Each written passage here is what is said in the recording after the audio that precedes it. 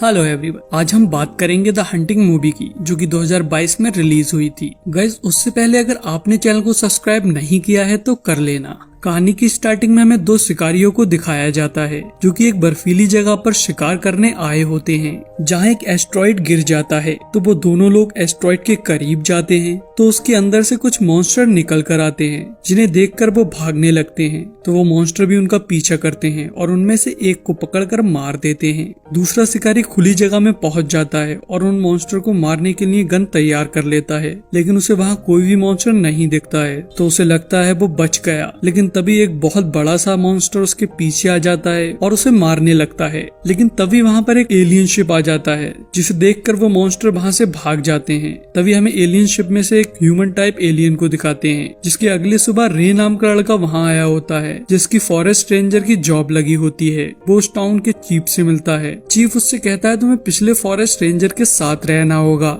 जिसका नाम शॉन होता है। उसके बेटे को फैंग नाम के शिकारी ने मार दिया था, जिसका बदला लेने के लिए शॉन शिकारियों को ढूंढ रहा था। जब वो सुबह को जंगल में जाता है तो उसे वही शिकारी मिल जाता है जिसे वो मॉन्स्टर मार रहा था। तो शॉन उसे मारकर उससे फैंग का पता पूछने लगता है, लेकिन वो बेहोश हो जाता है। तो शॉन उस शिकारी को अपने साथ ले जाता है और वो मॉन्स्टर भी उसके आसपास ही होते हैं। तभी रे भी जंगल में आ गया होता है। वो ओल्ड रेंजर के घर पर पहुंचकर अपना सामान अनपैक करने लगता है कि तभी वहाँ पर शॉन आ जाता है और रे पर गन पॉइंट कर देता है। तो रे उसे अपनी आईडी दिखाता है और बताता है वो न्यू फॉरेस्ट रेंजर है। कि तभी उसकी नजर शिकारी पे पड़ जाती है। तो रे उस शिकारी को देखने लगता है। तभी शॉन उस शिकारी के लिए पानी लेकर आता है और उसके मुंह पर डालकर उसे होश में लेके आता है, जिसके बाद में वो उससे फैंग के बारे में पूछने लगता है और उसे मारने भी लगता है। तो रे उसे बचाता है और शॉन को रोकने की कोशिश करता है। तभी वो शिकारी वहाँ पड़ी एक राइफल से उन पे शूट करने लगता है, लेकिन वो राइफल खराब होने की वजह से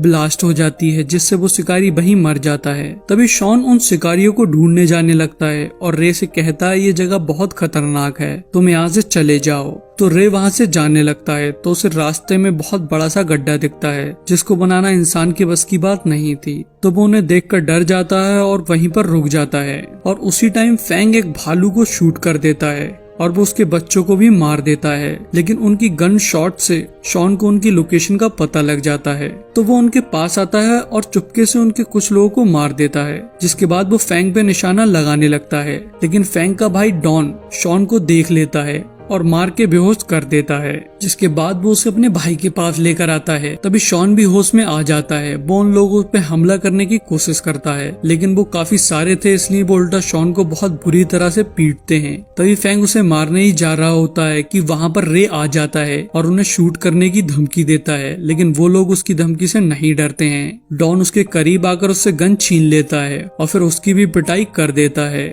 वो उन दोनों को मारने ही जा रहे होते हैं कि वहाँ पर एक एलियन मॉन्स्टर आ जाता है। तो डॉन हीरो बनने के चक्कर में उस क्रिएचर को कंट्रोल करने की कोशिश करता है, लेकिन वो मॉन्स्टर उसके हाथ पे काट लेता है। तो फैंग और बाकी लोग उस मॉन्स्टर पर शूट करने लगते हैं। तो मॉन्स्टर वहाँ से भाग जाता है। तभी फैंग अपने भाई की चोट को देखता है। इतनी देर में वो मॉन्स्टर उन्हें चारों तरफ से घेर लेते हैं और उन्हें मारने लगते हैं। तो रे इस बीच में शॉन को वहाँ से ले जाने की कोशिश कर रहा होता है कि तभी एक मॉन्स्टर का ब्लड शॉन के ऊपर गिर जाता है, जिससे उसे बहुत जलन होती है। वो कुछ शिकारियों के ऊपर भी पड़ जाता है, जिससे वो लोग मरने लगते हैं। उनका ब्लड पॉइजन की तरह होता है। तभी एक मॉन्स्टर रे और शॉन पे हमला कर रहा होता है कि तभी वहाँ पर ह्यूमनॉइड एलियन आ जाता है और उस मॉन्स्टर को मार देता है। तो उस एलियन को देखकर वहाँ पर सबसे बड़ा वाला मॉन्स्टर भी आ जाता है और एलियन पर हमला कर देता है। वो एलियन को अपनी पूंछ में लगे हुए डंक से स्टैप कर देता है। तभी डॉन उस मॉन्स्टर पे गन से शूट करता है। तो वो मॉन्स्टर डॉन के भी अपना डंक मार देता है और बाकी शिकारियों को अपनी पूंछ से दूर फेंक देता है। इस बीच में एलियन वहाँ से भाग जाता है और वो मॉन्स्टर भी ह्यूमन से ज्यादा एलियन को मारने में इंटरेस्टेड होता है, इसलिए वो भी एलियन के पीछे भाग जाता है। इधर फैंग अपने भाई को देखकर चिल्लाने लगता है क्योंकि वो मर चुका था। इस बीच में रे और शॉन भी वहाँ से निकल गए थे। वो अपने घर पहुँच जाते हैं, जहाँ शॉन को मॉन्स्टर ब्लड की वजह से बहुत दिक्कत हो रही थी। वो रे से एक गर्म वेपन मंगवाता है और अपने हाथ पे लगे हुए ब्लड को उससे छील देता है। तभी हमें फैंग को दिखाते हैं। उसके काफी सारे लोग इसमें मर चुके थे और कुछ मॉन्स्टर ब्लड के कांटेक्ट में आ गए थे जिनकी हालत बहुत खराब थी। तो फैंग अपने एक शिकारी जिसका नाम टाइगर था उसे डायनामाइट लेने भेजता है जो कि उसके बेस पे रखे हुए थे। जब टाइगर डायनामाइट लेने जा रहा होता है तो उसे मॉन्स्टर कहीं जाते हुए नजर आते हैं तो वो उनका पीछा करने लगता है। तभी एक फैक्ट्री में कुछ वर्कर काम करते हुए दिखाए जाते हैं जहाँ पर वो मॉन्स्टर आ जाते हैं और उन सारे वर्कर को मार देते हैं और उस फैक्ट्री पर कब्जा कर लेते हैं। और टाइगर भी उनके पीछा करते करते वहाँ आ गया था। वो देख लेता है कि सारे मॉन्स्टर कहाँ पर हैं। इधर शॉन को भी अब होश आ गया था। उन्हें पता लग जाता है कि गर्म चीज लगाने से ब्लड पॉइजन का असर खत्म हो जाता है। वो दोनों आपस में बात कर ही रहे होते हैं कि उन्हें अपने स्टोर रूम से किसी के चिल्लाने की आवाज आती है। तो वो दोनों उसमें जाकर देखते हैं। उसके अंदर एलियन होता है जो कि काफी घायल था। शॉन उसे देखकर बाहर आ जाता है और उस एलियन को बिल्डिंग में बंद कर देता है। लेकिन बाहर आकर रे उससे कहता है उन्हें उसकी मदद करनी चाहिए। तो वो दोनों अंदर जाकर उसी वेपन को गर्म करके एलियन के भी लगाते हैं जिससे एलियन ठीक हो जाता है। तभी वो एलियन उनके करीब आकर रे के सर पर एक हाथ रखता है जिससे उसे कुछ इमेज दिखती हैं और पता लगता है कि वो एलियन गैलेक्टिक हंटर की स्पीसीज से है। उसका काम उन मॉन्स्टर को मारना है और उनसे एक स्टोन वापस लेना है जिसे वो मॉन्स्टर चुरा कर ले आए हैं। वो लोग इसके बारे में बात कर ही रहे होते हैं कि स्टोर रूम के अंदर एक डायनामाइट आ जाता है जिससे स्टोर रूम में काफी खतरनाक ब्लास्ट होता है और शॉन बाहर आकर गिरता है। वो धमाका फैंग ने किया होता है। फैंग अपने बचे हुए लोगों के साथ में वहाँ आ गया होता है जिनसे शॉन लड़ने लगता है।